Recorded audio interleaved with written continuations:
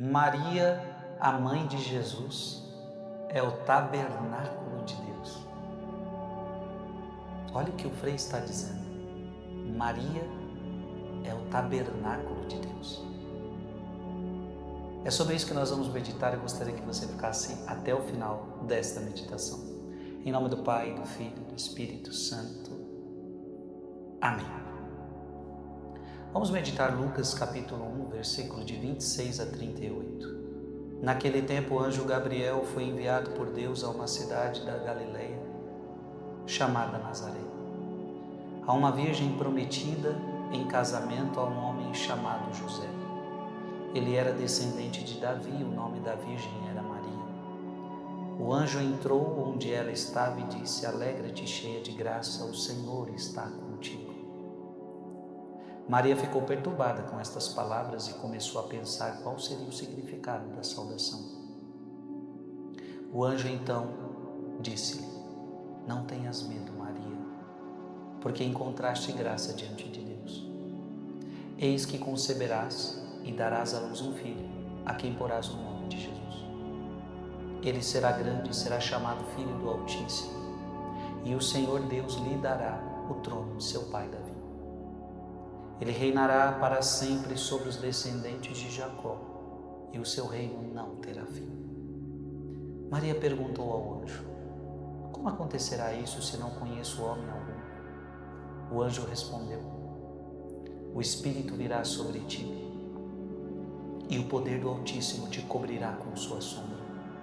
Por isso o menino que vai nascer será chamado Santo, Filho de Deus. Também Isabel, tua parenta, concebeu um filho na velhice. Esse já é o 6º mês daquela que era considerada estéril, porque para Deus nada é impossível. Maria então disse: Eis aqui a serva do Senhor, faça-se em mim segundo a tua palavra. E o anjo retirou-se. Palavra da salvação. Amado irmão e amada irmã, veja que palavra linda. No versículo 35, o anjo respondeu: O Espírito virá sobre ti, e o poder do Altíssimo te cobrirá com a sua sombra. O poder do Altíssimo te cobrirá com a sua sombra. São Gregório de Nissa, ele diz algo tão lindo. Preste atenção. O poder do Altíssimo te cobrirá com a sua sombra, assim como a nuvem cobriu o tabernáculo no deserto. Então olha que bonito. Assim como a nuvem cobriu o tabernáculo no deserto, assim Maria é coberta com uma sombra. Indicando o quê? Indicando a presença divina. Assim também Maria é envolvida pela sombra do Espírito. Olha que coisa linda. Ela é envolvida pela sombra do Espírito, tornando-se o novo tabernáculo de Deus entre os homens. Abra sua Bíblia, vamos lá, vamos conferir o que São Gregório de Nissa está falando em Êxodo capítulo 40, versículo de 34 a 35. Então a nuvem cobriu a tenda de reunião. E o que significa que a nuvem cobriu a tenda de reunião? E a glória do Senhor encheu o tabernáculo. Então aquele tabernáculo havia a presença de Deus, havia a glória de Deus. E era impossível a Moisés entrar na tenda da reunião, porque a nuvem pairava sobre ela e a glória do Senhor enchia o tabernáculo. Gente, está dando para entender? A glória do Senhor enchia aquele tabernáculo. Agora o anjo está dizendo: o Espírito Santo virá sobre ti, o poder do Altíssimo te cobrirá com a sua sombra. Maria é o novo tabernáculo de Deus entre os homens, porque dentro dela está o Senhor, o Deus do universo. Dá para entender? Maria é o novo tabernáculo. Abra sua Bíblia em Apocalipse capítulo 11, versículo 19 e capítulo 12, versículo 1. Abriu-se o templo de Deus no céu e apareceu no seu templo a arca de seu testamento. Houve relâmpagos, vozes, trovões, terremotos e forte saraiva. Apareceu em seguida um grande sinal no céu, uma mulher revestida do sol, a lua debaixo de seus pés e na cabeça uma coroa de 12 estrelas. Veja que arca e logo em seguida um sinal, uma mulher. Por fim, abra sua Bíblia em Hebreus capítulo 9, versículo de 3 a 4. Atrás do segundo véu achava-se a parte chamada Santo dos Santos. Aí estava o altar de ouro para os perfumes e a arca da aliança, coberta de ouro por todos os lados. Dentro dela, a urna de ouro contendo o maná, a vara de Arão que floresceu e as tábuas da aliança. Maria é o novo tabernáculo de Deus. Maria é a nova arca da aliança. Por que Maria é a nova arca da aliança? Porque ela carrega Jesus. Dentro da arca, as tábuas da lei, Jesus é a nova lei.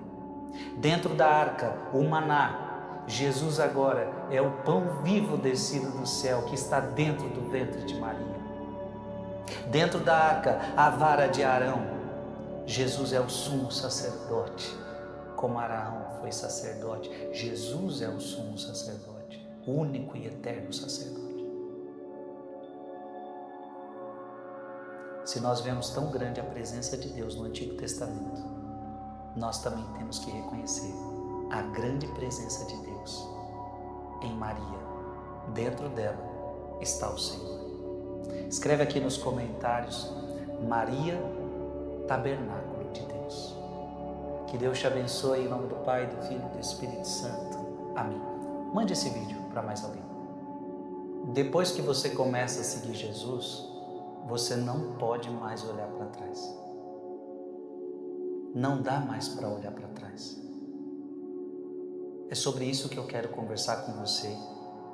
Depois que você segue Jesus, você só pode caminhar para frente.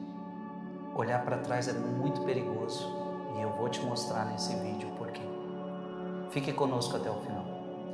Em nome do Pai, do Filho e do Espírito Santo. Amém. Vamos meditar hoje em Lucas capítulo 9, versículo de 57 a 62. Naquele tempo, enquanto Jesus e seus discípulos caminhavam, alguém na estrada disse a Jesus: Eu te seguirei para onde quer que fores. Jesus lhe respondeu: As raposas têm tocas e os pássaros têm ninhos, mas o Filho do Homem não tem onde repousar a cabeça. Jesus disse a outro: Segue-me. Este respondeu: Deixa-me primeiro ir enterrar meu pai. Jesus respondeu: Deixa que os mortos enterrem os seus mortos, mas tu vai anunciar o reino de Deus. Um outro ainda lhe disse: Eu te seguirei, Senhor, mas deixa-me primeiro despedir-me dos meus familiares. Jesus, porém, respondeu: Quem põe a mão no arado e olha para trás não está apto para o reino de Deus. Palavra da salvação. Veja que a palavra de Deus, ela é séria. Se você coloca a mão no arado, se você começa a trabalhar para Deus, se você começa a seguir Jesus e você olha para trás, porque veja, seguir a Deus significa que você deixou as coisas antigas. Seguir a Deus significa que você deixou o mundo. Seguir a Deus significa que você deixou o pecado. Veja, isso é o seguimento de Deus. Você deixou o mundo, você deixou o pecado, você deixou os prazeres passados. Você renunciou à sua vida passada. Portanto, seguir Jesus é isso. Esse é o primeiro passo do seguimento de Jesus. Você deixou algo.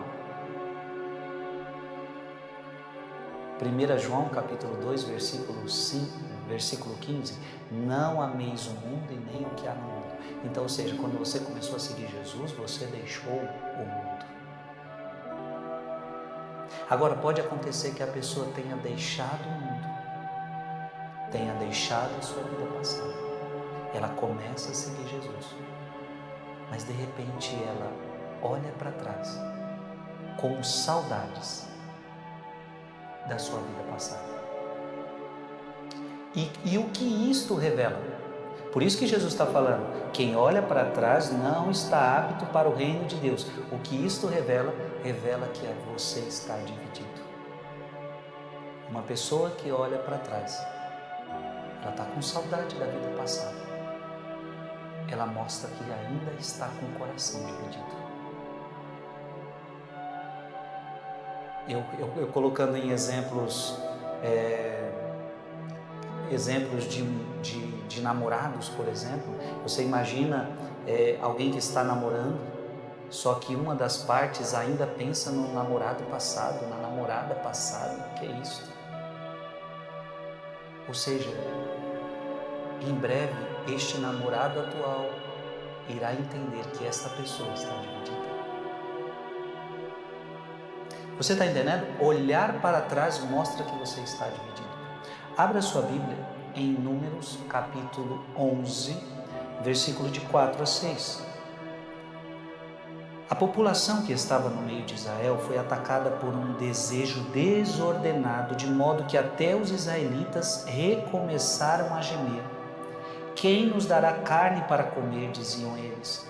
Lembramos-nos dos peixes que comíamos de graça no Egito. Ou seja, aquele povo foi liberto do Egito, mas agora está com saudade. Está com saudade do quê? Lembramos-nos dos peixes que comíamos de graça no Egito, dos pepinos, melões, verduras, cebolas e alhos. Agora nossa alma está seca, não há mais nada e só vemos maná diante dos nossos olhos. Deus tinha libertado este povo, mas este povo está com saudade do Egito. Esse povo está com saudade da vida velha. Abra sua Bíblia em Filipenses capítulo 3, versículos de 13 a 14. Consciente de não tê-la ainda conquistado, só procuro isso, prescindindo do passado.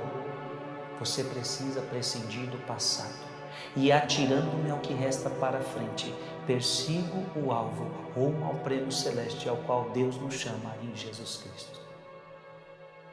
Aquele que está com Cristo precisa esquecer o passado. Não pode querer retornar ao Egito. Não pode querer retornar à vida velha. Você não pode retornar à vida velha. Você não pode. A vida velha não te compete mais. A vida atual é muito melhor. A vida com Deus é muito melhor. Veja que a palavra em Números disse um desejo desordenado. O desejo desordenado dentro de você vai fazer você sentir saudade do mundo de novo. O desejo desordenado vai fazer você sentir saudade do mundo de novo. Vai fazer você sentir saudade do pecado de novo. Mas Deus te libertou do pecado. Como está em Gálatas capítulo 5, versículo 1. É para a liberdade que Cristo nos libertou, que você não volte de novo para a escravidão. Você não pode mais olhar para trás. Escreve aqui nos comentários: eu não posso olhar para trás. Eu não posso olhar para trás. Em nome do Pai, do Filho e do Espírito Santo. Amém. Mande esse vídeo para mais alguém. Eu não sei se você já se deparou com esta realidade. Determinada pessoa te fala uma verdade, mas ela não vive a verdade que ela fala. E eu sei que isso te chateia muito. Ou seja, a pessoa fala uma coisa e é verdadeira, mas não vive aquilo que fala.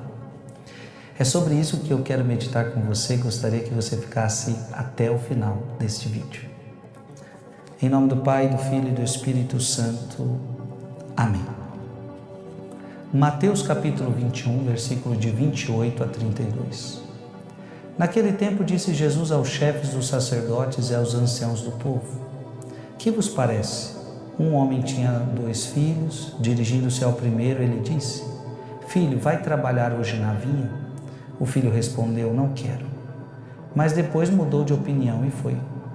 O pai, dirigindo-se ao outro filho, e disse a mesma coisa. Este respondeu: Sim, Senhor, eu vou, mas não foi.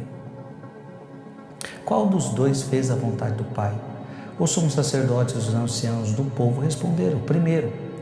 Então Jesus lhes disse: Em verdade vos digo que os publicanos e as prostitutas vos precedem no reino de Deus. Porque João veio até vós num caminho de justiça, e vós não acreditastes nele.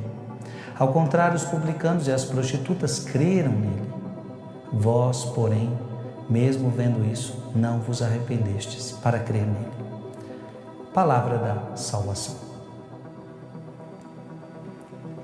Um comentário sobre a obra incompleta sobre Mateus diz assim: o ensinamento do Senhor pode ser parafraseado da seguinte forma: mesmo que João não tivesse vindo a vós no caminho da justiça, mas apenas pregado um batismo de arrependimento, deverias ter crido nele como sacerdotes e homens sábios que julgam imparcialmente e de acordo com os fatos.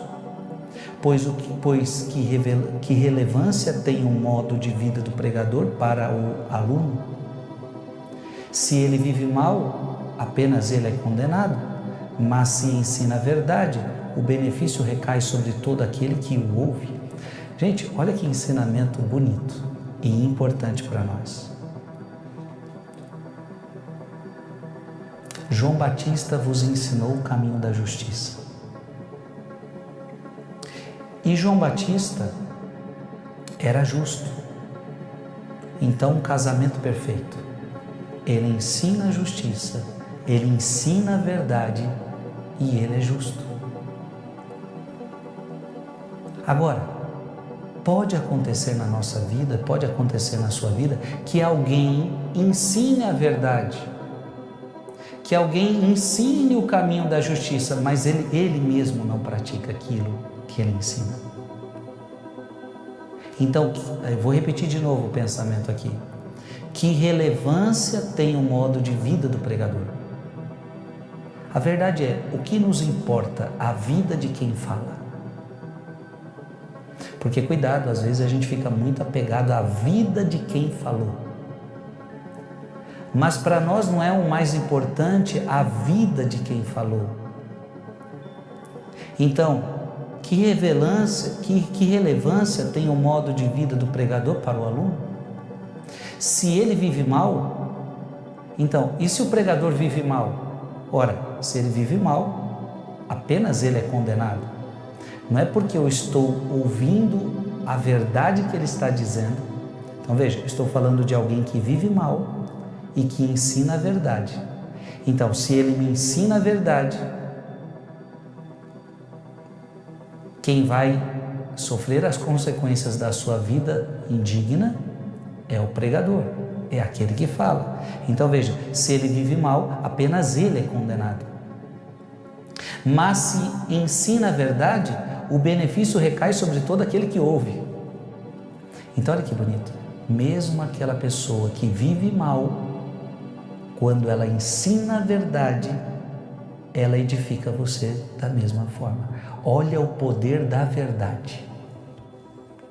Ainda assim, João veio a vós em um caminho de justiça, tão claramente manifesto que sua conduta exemplar e vida angelical perfuraram até mesmo os corações de publicanos e prostitutas e os converteram com temor e tremor à fé. E aí, o que está dizendo o texto aqui é o seguinte: João Batista não era alguém mau que ensinava coisas boas, não, ele era alguém que ensinava coisas boas e ele vivia tudo o que ele falava, e por isso que chegou a converter até prostitutas, até publicanos. Contudo, isso não tocou o vosso coração de modo algum. Então, por isso que a palavra fala, as prostitutas vos precedem, porque as prostitutas se converteram, os publicanos se converteram, e vocês não se convertem de modo algum. Podeis ver então que publicanos e prostitutas, justamente ditos, entrar antes de vós no reino. Então, prostitutas que se converteram, publicanos que se converteram, entrarão antes de vós no reino. Porque vocês falam, mas não vivem. Essa palavra é importante para nós. É importante acolher a palavra e viver a palavra de Deus. Ezequiel, capítulo 18, versículo 21. Se o ímpio se converter de todos os seus pecados que cometeu, ele viverá e não morrerá. É o caso das prostitutas que se convertem. Então, se converter, viverá e não morrerá. Mateus capítulo 9, versículo 13. Eu não vim chamar os justos, mas os pecadores. Amado irmão e amada irmã, que eu e você possamos nos abrir sempre à verdade de Deus na nossa vida. Em nome do Pai, e do Filho, e do Espírito Santo. Amém.